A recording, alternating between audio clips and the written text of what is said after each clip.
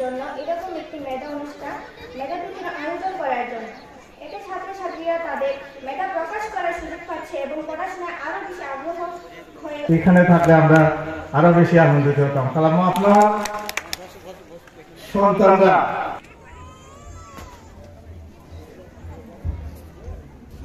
আমি এই মঞ্চে আমাদের প্রধান অতিথি আছেন, আমি নুরুল, এখানে আমাদের শামীম, বিন্দু, শাহিন, তারেক, আমরা অনেকে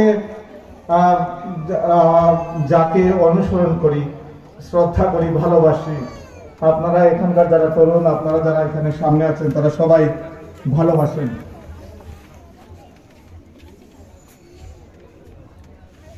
আজকের অনুষ্ঠানে তিনি প্রধান অতিথি। ডাক্তার নুরুল সঞ্চালনার সময় বলেছে যে আজকের অনুষ্ঠানে যিনি প্রধান অতিথি, আজকের অনুষ্ঠানে যিনি প্রধান অতিথি তাকে নিয়ে আমরা স্বপ্ন দেখি। বাবুল দাকে বলছিলাম যে আমি